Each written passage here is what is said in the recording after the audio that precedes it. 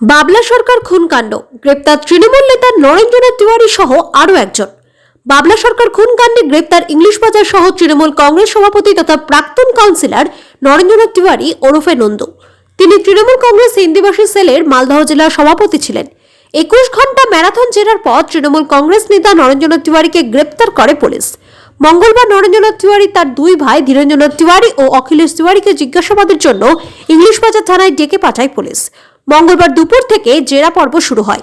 টানা 21 ঘন্টা জেরার পর বুধবার সকালে নরেন্দ্রনাথ তিওয়ারিকে গ্রেপ্তার করে পুলিশ। পাশাপাশি স্বপন শর্মা নামে এক ব্যক্তিকে গ্রেপ্তার করেছে পুলিশ। ধৃতের বাড়ি ইংলিশ বাজার শহরের 5 নম্বর ওয়ার্ডের পিরোজপুর এলাকায়। এই স্বপন শর্মা একসময় মালদহের ত্রাস ছিলেন।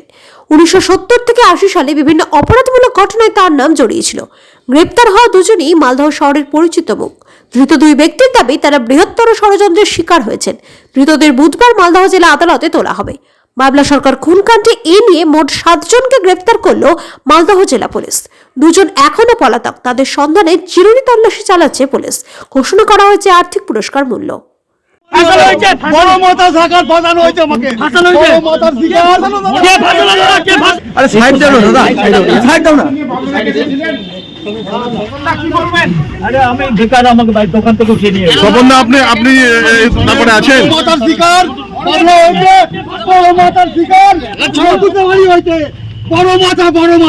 নন্দুদা, আপনি কি চক্রান্ত শিকার? হ্যাঁ, চক্রান্তের শিকার আপনি? চক্রান্ত শিকার অবশ্যই। বড় মাথার শিকার, বড় মাথার শিকার। হ্যাঁ, বড় মাথার শিকার বাংলা হয়েছে, বড় মাথার শিকার আপনি। দেখুন, আমার তো মনে হচ্ছে যে ঘটনাটা ঘটেছে সেটাতে আমার সন্দেহ অনেককেই হচ্ছে, সেটা পুলিশ আমার মনে হয় সঠিক বার করতে পারবে, বা তারা হয়তো সঠিক যে অপরাধী যারা যারা তাদেরকে পুলিশই খুঁজে বের করবে। আমি বিশ্বাস রেখেছি, পুলিশের উপরে ভরসা আছে। সাধারণ মানুষও দেখতে চাইছে কারা অপরাধী। সাধারণ মানুষেরও অনেক জিজ্ঞাসা রয়েছে, অনেক তাদের চিন্তা ভাবনা রয়েছে যে কারা করতে পারে, কি কারণে করতে পারে, সেটা পুলিশ বার করুক। আমার এই মুহূর্তে বলার কিছুই নেই।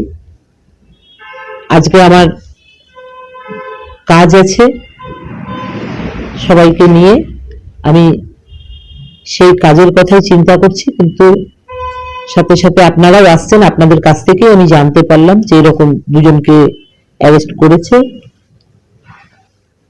আমার মনে হয় পুলিশ সঠিক মানুষদের বের করবে। তখন এত পরিষ্কার ভাবে আমার পক্ষে বলা সম্ভব নয়। আমি বারবারই বলেছি, যা বলেছি সেটা আপনারা শুনেছেন বা মানুষও দেখেছে।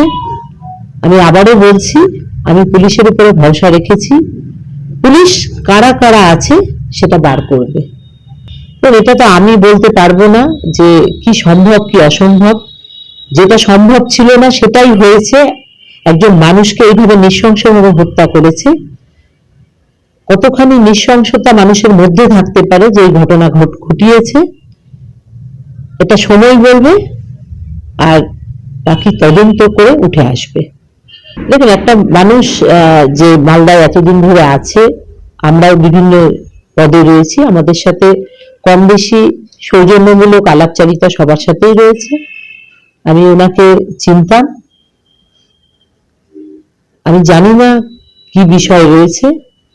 আমি এখনো বলছি পুলিশ এই তদন্ত করে বার করবে।